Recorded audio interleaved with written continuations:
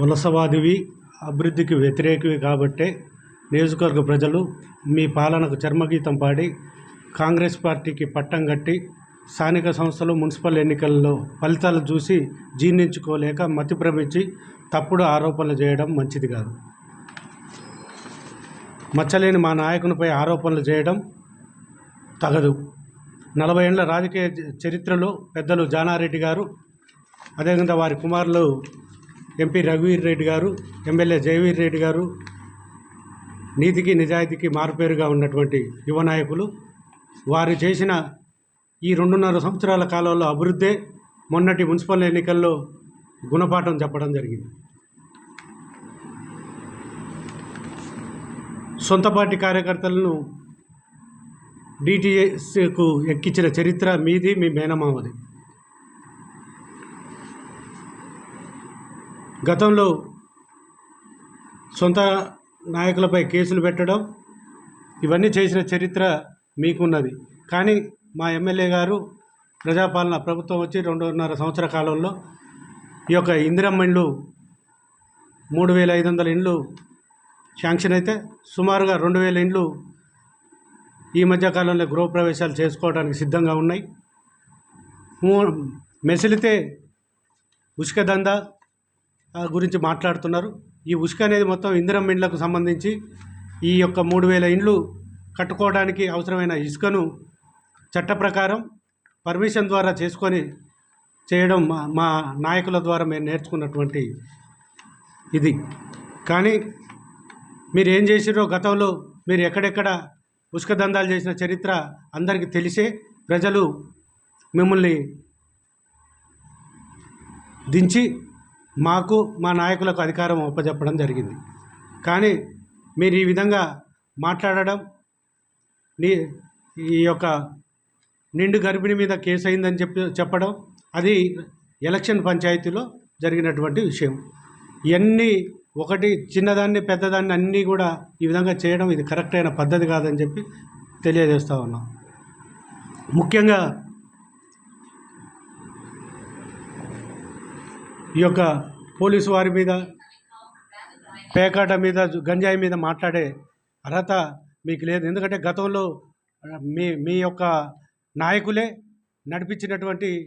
నడిపించి పోలీసులకు దొరకడం ఇవన్నీ జరిగిన చరిత్ర మీది. ప్రజాపాలన ప్రభుత్వం వచ్చి 2.5 సంవత్సరాల కాలంలో 6 గ్యారెంటీ హామీలను నెరవేరుస్తూ దానిలో భాగమే ఇందిరమ్మ ఇండ్లు కానివ్వండి. ఎందుకంటే గత 10 సంవత్సరాల కాలంలో ఒక్క ఇల్లిచ్చిన పాపాన పోనటువంటి మీరు ఇప్పుడు అవాకులు చెవాకులు బేరడం ఇది సరైన పద్ధతి కాదు. అదేవిధంగా గత 10 సంవత్సరాల కాలంలో ఒక్క రేషన్ కార్డు కూడా ఇవ్వనటువంటి మీరు సన్న బియ్యం పథకాన్ని తీసుకొచ్చి పెద్దలు జానారెడ్డి గారి సూచనలతో, ఎమ్మెల్యే జయవీర్ గారు, ఎంపీ గారి ఆలోచనలతోటి మన ముఖ్యమంత్రి రేవంత్ రెడ్డి గారు, పౌర సరఫరాల శాఖ మంత్రి ఉత్తమ్ కుమార్ రెడ్డి గారి సూచనలతోటి ఈ యొక్క సన్నబియ్యం కానివ్వండి, రేషన్ కార్డులు ఇచ్చి ఈ 10 సంవత్సరాలలో జరిగిన అందరి ఇబ్బందులను దృష్టిలో పెట్టుకొని ఇప్పుడు మనకు రేషన్ కార్డులు పంపిణీ చేసినందుకు ప్రభుత్వానికి కృతజ్ఞతలు చెప్తా ఉన్నాం.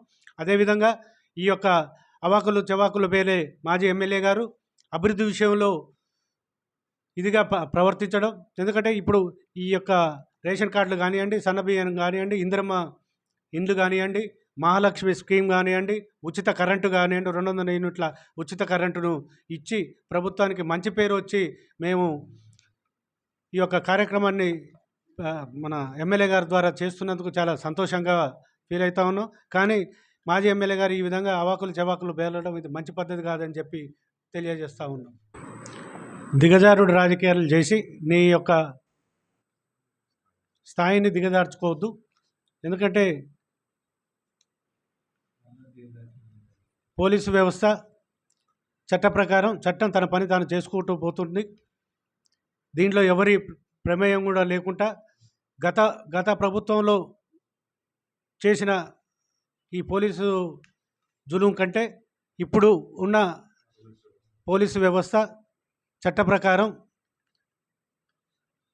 పెద్దలు జానారెడ్డి గారు సూచనలతోటి, ఎమ్మెల్యే ఎంపీ గారి ఇదితోటి అందరినీ కలుపుకుపోయి అందరికీ విలువలిచ్చి విలువలతో కూడినటువంటి వ్యవస్థనే నడపడం జరుగుతుంది.